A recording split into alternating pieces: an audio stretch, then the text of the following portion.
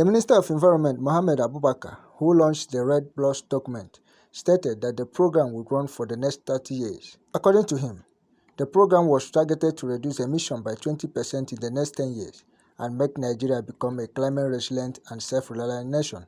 He called on United Kingdom and other international partners to continue to support Nigeria's effort to protect its natural resources as well as contributing in combating global climate change.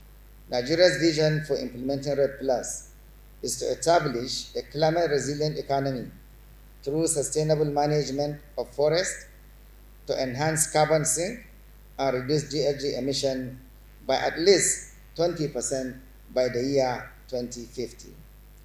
Recognizing the significance of the forest and land sector as a source of Nigeria's GHG emissions and the need for international support to help develop and implement nature-based solutions identified in the strategy. Result-based payments for successful implementation of the REDD Plus strategy can be blended with other private and public sources of finance to support a healthy forest sector.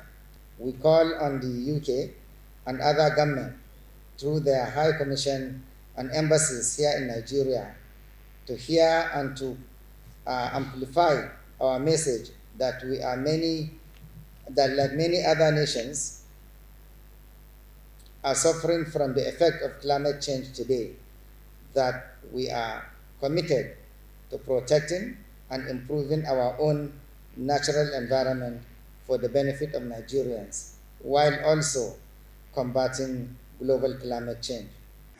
The Chairman House of Representatives Committee on Climate Change, Ibrahim Boka, who was represented by Suleiman Gumi, stated that the effective implementation of REDD Plus program would increase foreign earnings from the agricultural sector, as well as having abundant natural resources. He pleaded for support from every stakeholder involved to ensure that the program will yield positive results. Lending her voice, the Minister of Women Affairs, Pauline Tallinn, said women should be engaged in the program as they would play a major role in the process.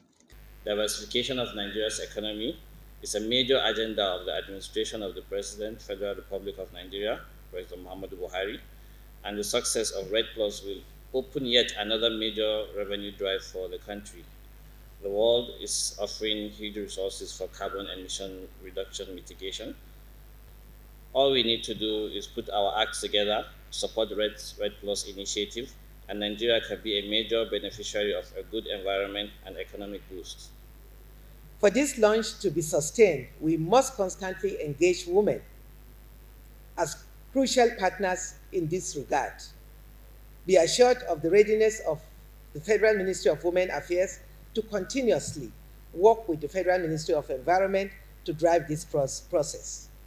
Sean Mebun, Head of Climate Change and Energy West Africa and British High Commissioner representative, stated that United Kingdom was working with Nigerian government to secure its ecosystem and fortify it against disaster caused by climate change. Highlighted several engagements and efforts of the Commission in the fight against climate change and ecosystem preservation globally.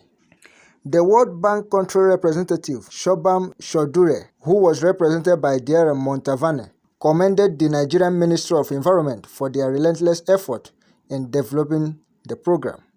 We have also been working with Nigeria's Federal Ministry of Agriculture and Rural Development on the COP26 Sustainable Agriculture Dialogue and how to better target policy and support that can help both farmers and consumers without harming nature and the climate, which is also what REDD Plus seeks to do.